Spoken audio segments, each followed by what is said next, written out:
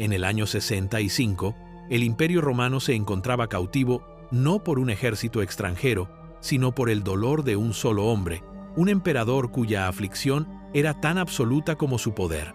Nerón, habiendo perdido a su esposa Popea Sabina, descendió a una locura que buscaba desafiar a la muerte misma. Su solución no fue de reverencia, sino de reconstrucción, un proyecto horrendo nacido de la obsesión. Encontró a un joven muchacho llamado Esporo, cuyo asombroso parecido con la emperatriz muerta sellaría su destino. Esta no es solo la historia del luto de un tirano, es el relato de cómo ese luto se convirtió en un monstruoso acto de creación, de cómo el deseo de un emperador lo llevó a ordenar la cuchilla, a castrar a un niño y a forjarlo en una reina. Y ahora, por favor, detén el video y suscríbete a nuestro canal. Para poder seguir haciendo videos como este, necesitamos llegar a 1000 suscriptores lo antes posible. Gracias. En el año 65, un silencio cayó sobre el corazón del mundo. Un pavor sigiloso que emanaba del Palatino y se posaba como un sudario sobre las 7 colinas de Roma. No era este el silencio de la paz, sino la quietud cargada que precede a una tormenta, pues la mente del imperio, el emperador Nerón, se resquebrajaba bajo el peso de un dolor profundo y venenoso. Su emperatriz, la hermosa Popea Sabina, había muerto, y con su muerte, la última y frágil contención sobre la floreciente locura del emperador parecía haberse desmoronado en polvo. La aflicción de este hombre no era un asunto privado, era un contagio, una enfermedad reptante que infectaba hasta las mismas piedras de su casa de oro.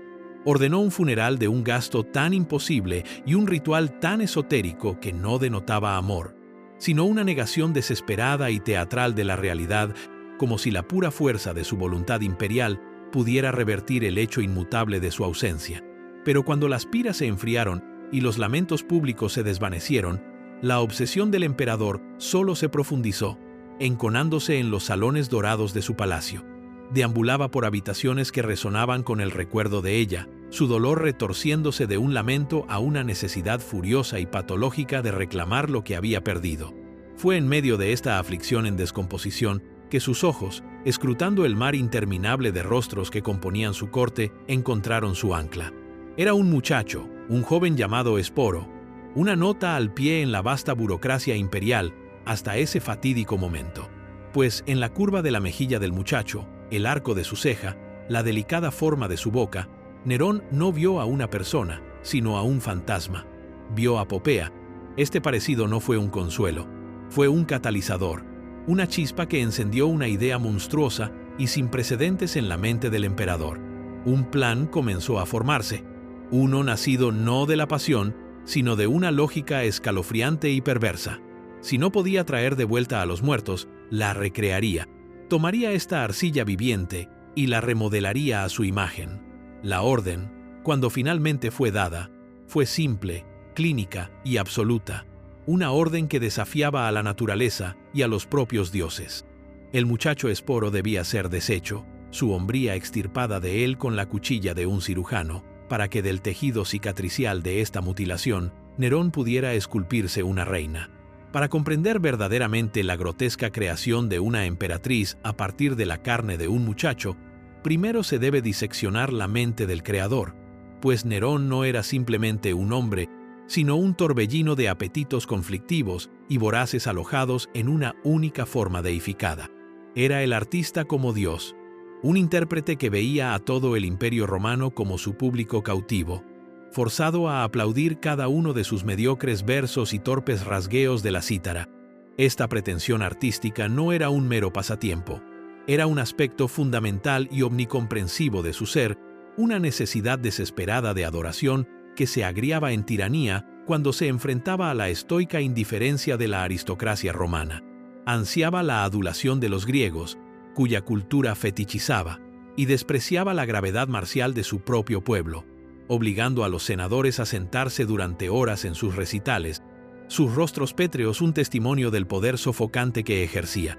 Sin embargo, bajo esta apariencia de poeta sensible, yacía un abismo de paranoia profunda e insondable, un miedo roedor a la traición que veía enemigos en su propia sombra y asesinos en la mirada amorosa de su familia. Este fue el miedo que lo impulsó a la transgresión última. el asesinato de su propia madre, Agripina, un crimen tan monstruoso que se decía que había atormentado sus noches con espíritus vengativos. Fue la misma paranoia escalofriante la que lo llevó a desechar y ejecutar a su primera esposa, la amada Octavia, y a ordenar la muerte de su propio tutor, el filósofo Séneca.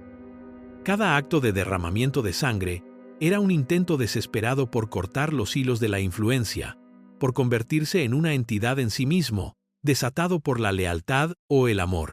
Cuando el ego de este artista y el terror de este asesino se fusionaron con el poder absoluto e incuestionable de un emperador romano, el resultado fue una bestia cuyo cada capricho era un terremoto potencial. No había distinción entre lo personal y lo político. Su estado emocional era el estado del imperio. Un ataque de despecho podía llevar a un cargo de traición. Un destello de inseguridad podía firmar una sentencia de muerte. Y una ola de dolor patológico, como el mundo estaba a punto de presenciar, podía ordenar que las mismas leyes de la naturaleza se doblegaran a su voluntad, sumiendo al imperio en una crisis nacida no de la guerra o el hambre, sino del corazón roto de un solo y aterrador hombre. El vacío que Nerón buscaba llenar con la forma mutilada de un muchacho no fue dejado por una mujer ordinaria. Fue un abismo abierto por la pérdida de Popea Sabina, una figura que era menos una persona y más un instrumento perfecto y reluciente de ambición y poder. Ella entró en la vida del emperador no por casualidad, sino por diseño. Una criatura de una belleza tan calculada y legendaria que parecía casi una aparición sobrenatural. Los escritores antiguos hablaban de ella con una especie de admiración a regañadientes, describiendo la cualidad luminosa de su piel, que famosamente preservaba en baños de leche de burra, y su exquisito cabello de color ámbar que su esposo emperador alabaría en poesía aduladora. Pero su perfección física era meramente la vaina dorada para una mente tan afilada y despiadada como cualquier daga en la guardia pretoriana.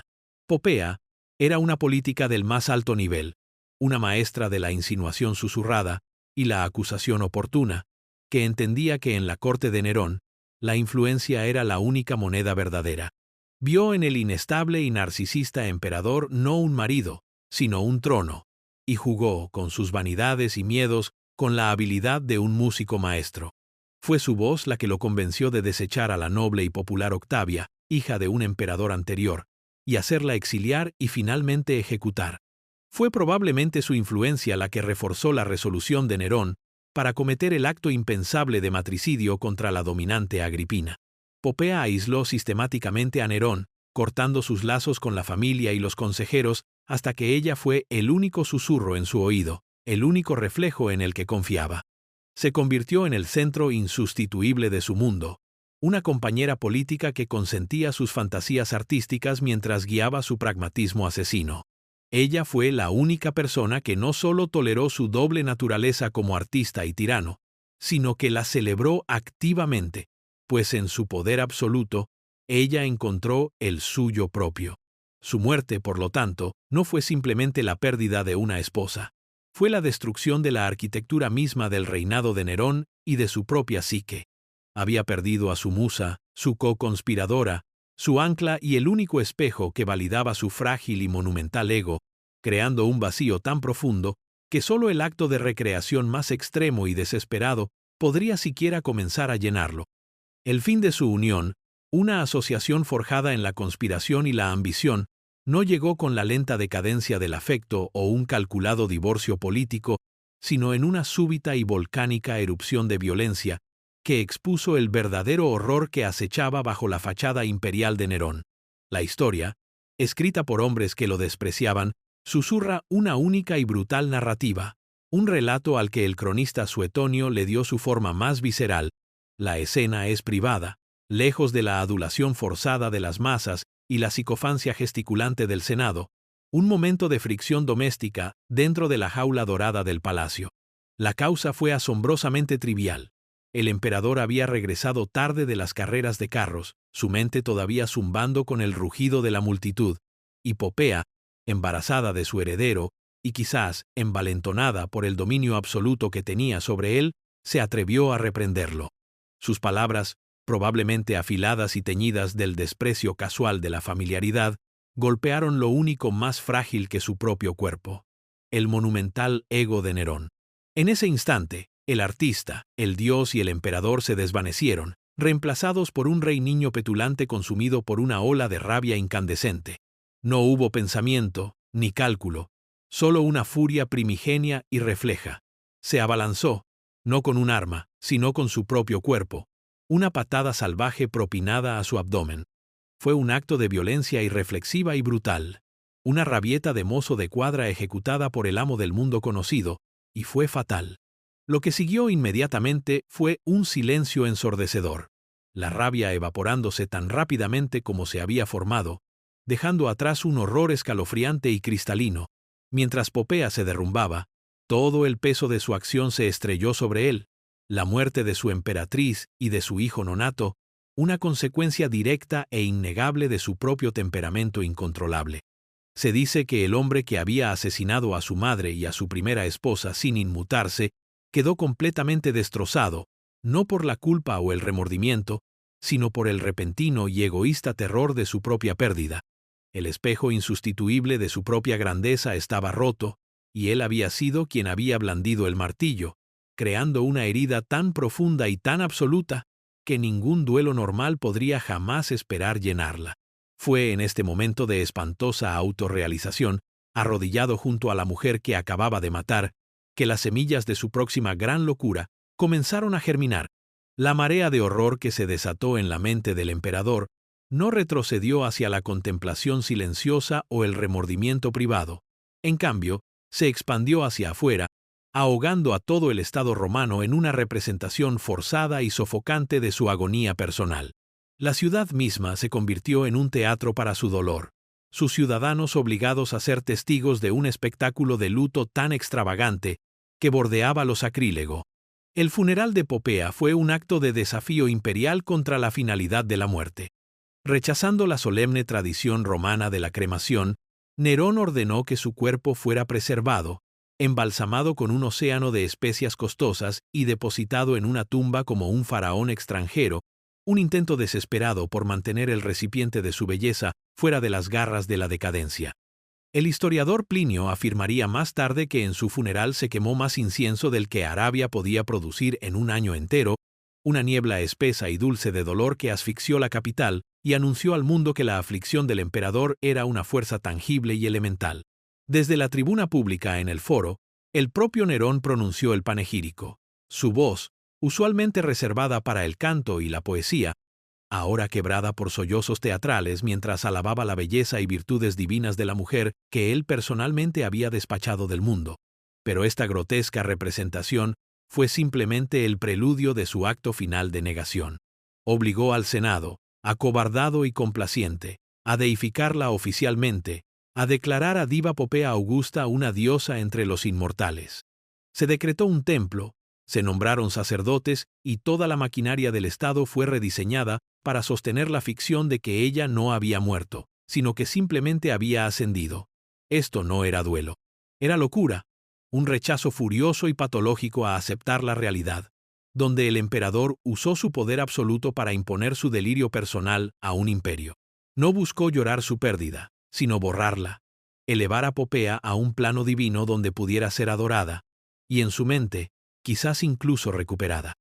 Esta frenética deificación no fue el fin de su luto, fue la aterradora base para su siguiente y mucho más monstruoso acto de resurrección. Los templos erigidos a la nueva diosa permanecían fríos y silenciosos. El aroma del incienso de un año entero se había desvanecido hacía tiempo en el aire romano, dejando atrás solo el fantasma de un recuerdo. Para Nerón, la gran deificación de Popea había demostrado ser un consuelo hueco, un espectáculo público que no hizo nada para acallar el vacío gritón que ella había dejado en su mundo privado. El dolor, habiendo agotado sus salidas teatrales, no remitió, mutó. Se transformó de una aflicción que miraba hacia el pasado a una obsesión depredadora y con visión de futuro. Una necesidad frenética no solo de recordar a su emperatriz perdida, sino de resucitarla físicamente. Así comenzó la búsqueda del emperador por un fantasma, una empresa escalofriante y desesperada que envió ondas de inquietud por toda la corte imperial. Su mirada imperial, antes vidriosa por el luto, ahora se agudizaba con una intensidad maníaca y escrutadora. Escaneaba los rostros de su corte no en busca de inteligencia, lealtad o ventaja política, sino de un único y obsesionante eco de un rostro que nunca podría olvidar. No se trataba de una búsqueda de una nueva esposa, pues las hijas de los senadores con sus propias ambiciones e identidades le eran inútiles. Requería un recipiente, un lienzo de carne en blanco sobre el cual pudiera proyectar el recuerdo de su reina muerta. Cada cortesano, cada sirviente, cada esclavo que pasaba ante él, era sometido a esta auditoría silenciosa y enervante, sus rasgos medidos contra la plantilla perfecta de Popea encerrada en su mente. La caza continuó, una locura silenciosa y metódica, hasta que un día se detuvo. La mirada del emperador, barriendo un mar de figuras intrascendentes, finalmente encontró su ancla. Era un joven llamado Esporo, un liberto de poca importancia, un muchacho cuya vida se había vivido enteramente en la vasta y anónima maquinaria del palacio. Pero su anonimato se hizo añicos en ese instante, pues en la delicada arquitectura de su rostro, Nerón la vio a ella. Estaba allí en la curva de su mejilla, la línea suave de su mandíbula, la forma de sus ojos. Lo había encontrado. Había encontrado a su fantasma en carne y hueso, un eco vivo y respirante de la difunta Popea. En ese momento de escalofriante reconocimiento, la búsqueda había terminado, y el verdadero horror estaba a punto de comenzar. Fue un momento suspendido en el tiempo, una pausa infinitesimal en la implacable maquinaria de la corte imperial que fue, para un joven, el instante mismo en que su vida dejó de ser suya. Para Esporo, no fue más que un parpadeo de la mirada del emperador, una sombra pasajera de atención que probablemente descartó tan rápido como llegó, pero para Nerón fue un cataclismo. La búsqueda frenética y desesperada había terminado, y el fantasma que había estado persiguiendo por los pasillos de su propia mente, de repente se materializó en carne viva y respirante ante él. El parecido no era meramente sugerente, era una superposición asombrosa, casi perfecta, de la muerta sobre el vivo, un milagro biológico que su mente, trastornada por el dolor, interpretó de inmediato como un presagio divino. Estaba en la piel pálida y suave del muchacho, tan reminiscente de la tez luminosa que Popea había cultivado con sus famosos baños de leche. Estaba en la curva suave, casi femenina, de su mandíbula, y en la delicada estructura de su rostro que carecía de los ángulos duros y marciales de un hombre romano típico. Sobre todo estaba en los ojos, grandes y poseedores de una cierta profundidad líquida que a Nerón le pareció un espejo perfecto de la mirada que tanto había echado de menos. En ese momento, la mente obsesiva del emperador comenzó su horrible trabajo, despojando mentalmente la masculinidad naciente del muchacho, extirpando cualquier detalle que no se conformara a la plantilla de su amor perdido. No estaba viendo a Esporo, el joven liberto. Estaba viendo al fantasma de Popea, no como la mujer ambiciosa y astuta en que se había convertido, sino como una versión más pura y maleable, un eco de su juventud. No era una persona lo que estaba ante él, era materia prima, era un recipiente perfecto y vacío, esperando ser llenado con el espíritu de su emperatriz deificada. Y en el frío cálculo de la obsesión de Nerón, este asombroso parecido era a la vez un milagro y una sentencia de muerte. El rostro del muchacho fue su condena, una casualidad genética que había sellado su destino con más certeza que el decreto de cualquier juez. La búsqueda del emperador había terminado, y un veredicto había sido emitido en la silenciosa corte de su mente. Esporo tenía que ser poseído, preservado y perfeccionado. Su identidad tenía que ser aniquilada para que la de Popea pudiera renacer. La transición del reconocimiento a la resolución en la mente del emperador fue instantánea, una fusión perfecta de descubrimiento e intención. El momento en que los ojos de Nerón se fijaron en Esporo fue el mismo momento en que el destino del muchacho quedó irrevocablemente decretado, pues en el paisaje del poder absoluto de Nerón no había distancia entre un deseo y su ejecución. El horrendo plan de deshacer al muchacho y forjar una reina no requirió una larga contemplación ni una lucha de conciencia. Fue simplemente el siguiente paso lógico en el proyecto de duelo omnicomprensivo del emperador. La orden en sí, cuando llegó, no fue entregada en una tormenta de pasión o en un ataque de rabia teatral. Fue un decreto silencioso, clínico y aterradoramente mundano, una tarea administrativa en la agenda del emperador. Convocó a sus médicos, los más hábiles practicantes de la cuchilla en Roma, a una cámara privada, sus rostros máscaras impasibles de deferencia profesional.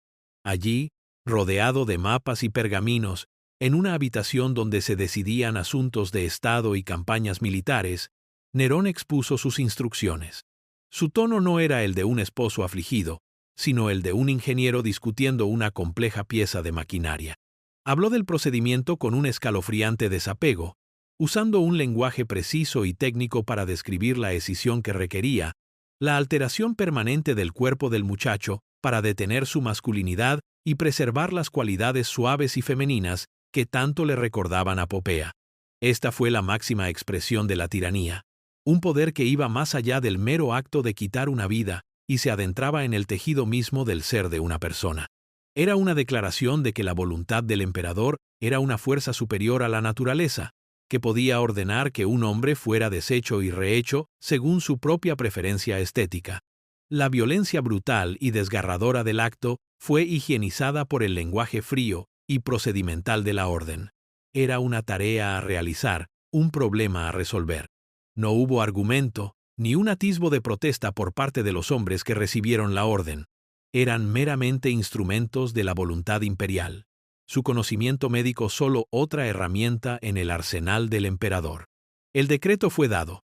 Los médicos se inclinaron y partieron, y el destino de Esporo quedó sellado, no con un grito, sino con un susurro silencioso y burocrático que lo sentenció a un destino mucho más extraño y aterrador que una simple muerte. El decreto, una vez susurrado en la quietud del estudio del emperador, fue ejecutado rápidamente con la fría eficiencia del Estado, y para Esporo, el mundo se disolvió en un sueño febril de dolor y desorientación. La violencia inicial de la cuchilla fue, sin embargo, meramente un crudo prólogo a una forma de destrucción mucho más insidiosa y meticulosa. Una vez que la herida física comenzó a sanar, comenzó el borrado sistemático de su alma. Fue arrancado de los rincones anónimos y sombríos del palacio y arrojado al resplandor cegador de las cámaras imperiales, ocupando las mismas habitaciones que aún conservaban el persistente aroma de los costosos perfumes de Popea.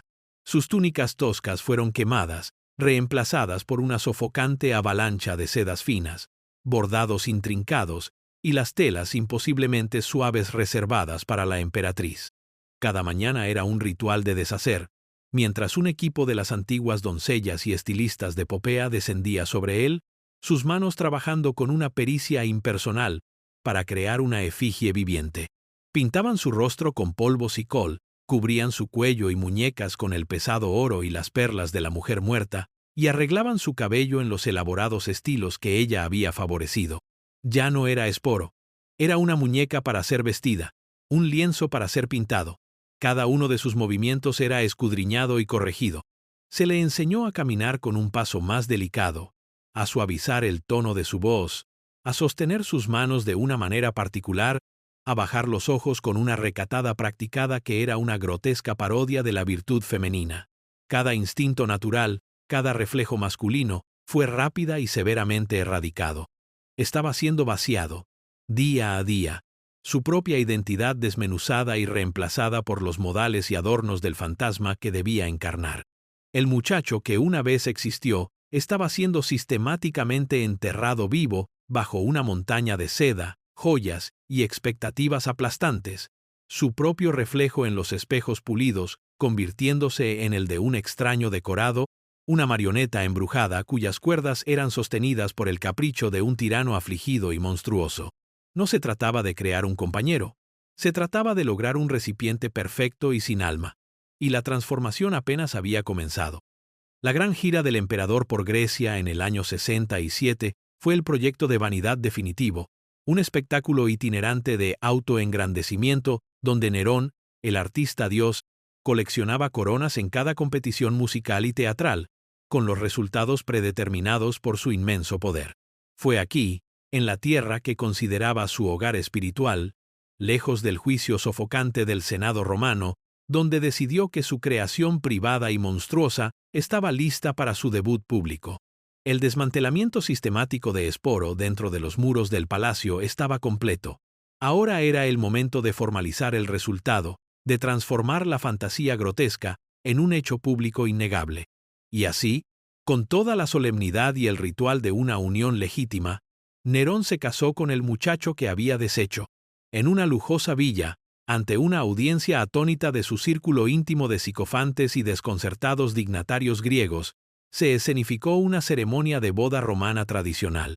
Esporo, envuelto en los opulentos ropajes de una novia, fue conducido adelante. Su rostro pintado oculto por el velo de tono naranja intenso, el flameum, un símbolo sagrado de la modestia y devoción de una novia, ahora pervertido en un sudario para una identidad robada.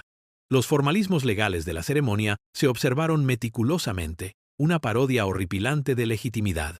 Se presentó y documentó formalmente una dote, convirtiendo al muchacho en un consorte rico por derecho propio. Se firmaron contratos y se intercambiaron votos, las antiguas palabras de compromiso convertidas en absurdas y obscenas por la naturaleza de los participantes. Esto no fue una celebración de amor, sino una ratificación pública del poder de Nerón sobre la realidad misma, una declaración de que no solo podía doblegar, sino destrozar las leyes más fundamentales de la naturaleza y la sociedad. La grotesca actuación alcanzó su escalofriante clímax con el acto final de borrado.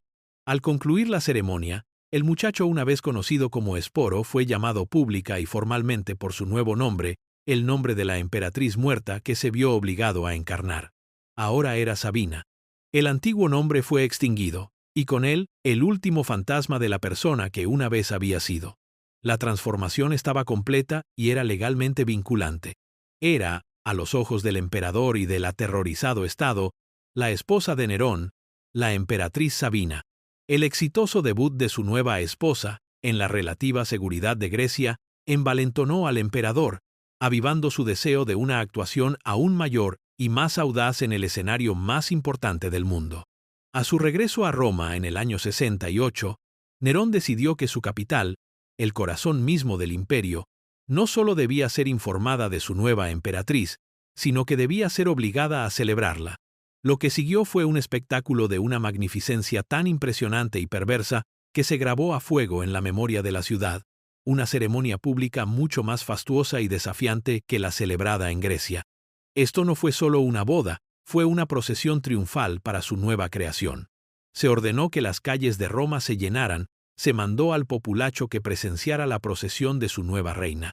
Una magnífica litera, cubierta de púrpura imperial y pesada de oro, fue llevada a través de la ciudad, flanqueada por las imponentes figuras de la guardia pretoriana. Dentro, velada y adornada con las invaluables joyas de la casa imperial, se sentaba la figura silenciosa de Esporo, ahora universal y exclusivamente llamado Sabina. Fue paseado por el foro, pasando por los templos de los dioses antiguos y los monumentos a los austeros antepasados de Roma. Una profanación viviente y respirante sobre ruedas. La ciudad observaba. Un mar embravecido de humanidad atrapado en una mezcla de curiosidad mórbida, terror y aplausos psicofantes. Ver a los senadores romanos y a los aristócratas de rostro adusto, los pilares de la sociedad, forzados a inclinar la cabeza y ofrecer lealtad a este muchacho emperatriz pintado, fue la máxima demostración del poder de Nerón.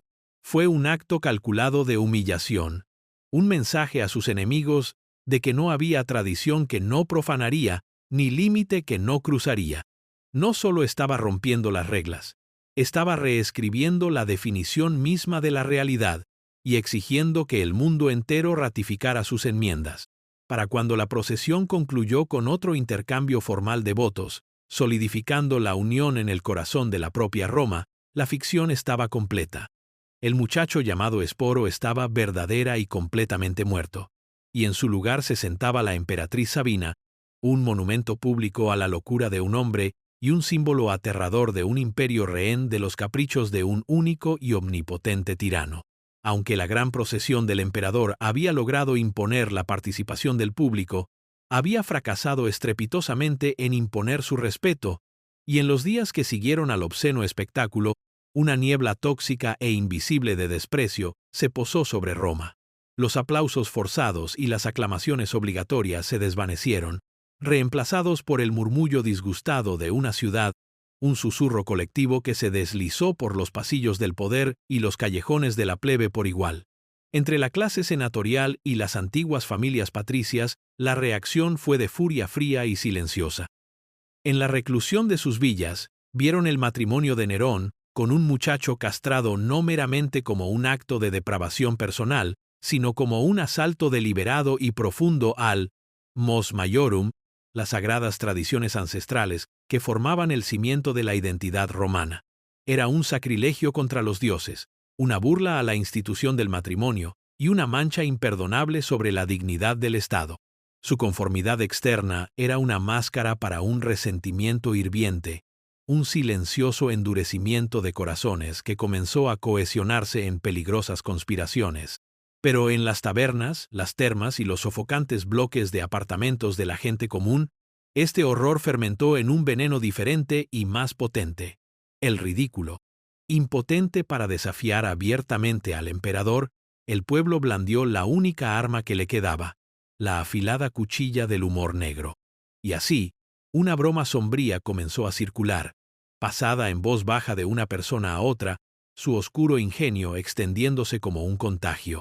El chiste, según lo registraron historiadores posteriores, era tan simple como devastador. El mundo habría sido un lugar mejor, se decía, si el propio padre de Nerón se hubiera casado con una esposa así. El significado era inconfundible y brutal. Era un deseo de muerte retroactivo, un anhelo de una historia alternativa donde el monstruoso emperador nunca hubiera sido concebido. Era una broma que llevaba en su interior todo el peso del odio de una ciudad, transformando a su gobernante de una figura de miedo a una de desprecio patético y grotesco. Nerón había exhibido su poder para que todos lo vieran, pero la risa silenciosa que lo siguió fue un presagio mucho más ominoso para su futuro que cualquier rebelión abierta. Se había convertido en una broma, y para un tirano cuyo ser entero se sostenía en una frágil y desesperada necesidad de adoración, no había destino más peligroso. La risa silenciosa y venenosa que había envenenado el aire en Roma era el síntoma de una enfermedad que finalmente estalló en rebelión abierta, no en el corazón de la ciudad, sino en sus extremidades distantes.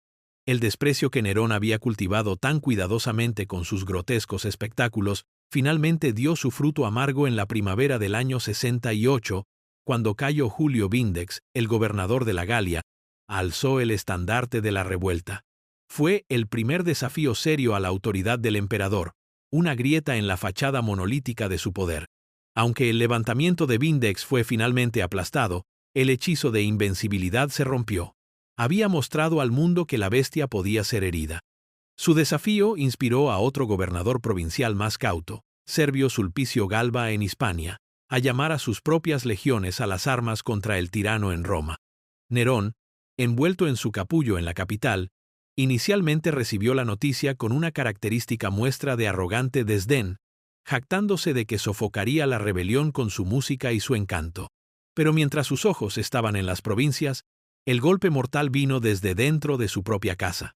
El prefecto del pretorio, Ninfidio Sabino, un hombre de inmensa ambición, vio su oportunidad. Sintiendo el cambio en los vientos políticos, se movió para traicionar a su amo, prometiendo a los hombres de la guardia pretoriana una fortuna en oro en nombre de Galba. Los guardaespaldas personales del emperador, los mismos hombres juramentados a morir por él, simplemente abandonaron sus puestos, desvaneciéndose del palacio y dejándolo completamente indefenso. Con los pretorianos desaparecidos, el Senado, que se había acobardado ante Nerón durante más de una década, de repente encontró su coraje. Los senadores, muchos de los cuales habían sufrido personalmente sus caprichos y visto a sus parientes caer ante su paranoia, se reunieron y en un arrebato de recién descubierta audacia, declararon a Nerón un hostis publicus, un enemigo del Estado. El decreto era una sentencia de muerte, otorgando a cualquier ciudadano romano el derecho de matarlo a la vista. La noticia de esta traición final llegó al emperador, y los últimos vestigios de su compostura divina se hicieron añicos, revelando al hombre aterrorizado y patético que había debajo. Abandonado, casado y despojado de toda autoridad, el amo del mundo era ahora un fugitivo en su propia ciudad, forzado a huir de la opulencia de su palacio al amparo de la noche, su mente buscando frenéticamente un escape que ya no existía. La huida frenética e ignominiosa del palacio terminó en una ruinosa villa suburbana perteneciente a su liberto Faón, un sórdido escenario final para el hombre más poderoso del mundo. Aquí, en una habitación pequeña y oscura, el emperador que había comandado legiones y rediseñado la realidad misma, fue reducido a un fugitivo tembloroso, sus oídos esforzándose por captar el sonido de los jinetes que se acercaban para ejecutarlo. De los miles que lo habían adulado y se habían beneficiado de su reinado, solo quedaba un puñado, una audiencia patética para su última y desastrosa actuación. Y entre ellos, una presencia silenciosa y vigilante, estaba Esporo. Su lealtad, ya fuera nacida de un afecto retorcido, una profunda dependencia o el simple terror de no tener a dónde más ir, lo había mantenido al lado del emperador mientras el mundo lo abandonaba. A medida que pasaban las horas, la compostura de Nerón se desintegró en un grotesco espectáculo de autocompasión y cobardía. Ordenó que se cavara una tumba en el jardín, especificando meticulosamente sus dimensiones, llorando mientras comentaba sobre la zanja tosca que se preparaba para un artista tan sublime. Paseaba por la habitación, empuñando una daga pero sin el coraje para usarla, lamentándose con su famoso y patético lamento. «Qualis artifex pereo». «¿Qué artista muere en mí?» Su vida había sido su mayor obra de arte, y ahora, en su clímax, había olvidado sus líneas y perdido el valor. Fue en este estado de parálisis completa, un sudoroso y lloroso remedo de emperador, que sus ojos desesperados se posaron sobre el monumento viviente a su última gran obsesión, se volvió hacia Esporo, su Sabina, el muchacho que había esculpido en una reina, y en un momento de suprema y patética ironía, le rogó una última actuación. Le suplicó a Esporo que comenzara las lamentaciones, que iniciara el llanto ritual y los golpes de pecho, que representara el duelo por una muerte que el propio emperador era demasiado cobarde para provocar. La criatura nacida de su dolor recibía ahora la orden de llorar por su creador antes incluso de que estuviera muerto, un último y retorcido servicio exigido al muchacho cuya propia vida había sido tan absoluta y completamente destruida para satisfacer los caprichos del artista que ahora no podía enfrentar su propio telón final. Con el último aliento del tirano exhalado en el aire polvoriento de la villa de un liberto, un breve y violento capítulo de la historia romana se cerró bruscamente, pero para Esporo, el libro de su propio horror personal permaneció completamente abierto. La muerte de Nerón no fue una liberación, fue meramente una transferencia de propiedad. Antes de que el cuerpo del emperador estuviera siquiera frío, antes de que la ciudad hubiera procesado por completo la caída de la dinastía Julio-Claudia, Esporo fue reclamado como propiedad del vencedor. Fue inmediatamente apresado por el ambicioso prefecto del pretorio, Ninfidio Sabino, el mismo hombre cuyas traicioneras promesas de oro habían asegurado la deserción de la guardia pretoriana y sellado el destino de Nerón. Ninfidio, brevemente el hombre más poderoso en una ciudad que caía en espiral hacia el caos, se veía a sí mismo como el heredero del puesto de Nerón, y en su mente, esta herencia incluía la posesión más única e infame del emperador. Poseer a Esporo era poseer un símbolo viviente del poder que había usurpado. En una repetición enfermiza y poco imaginativa del pasado, Ninfidio no simplemente tomó al muchacho como un esclavo o un botín de guerra, buscó continuar la grotesca farsa. Él también intentó casarse con Esporo, forzando al muchacho, que acababa de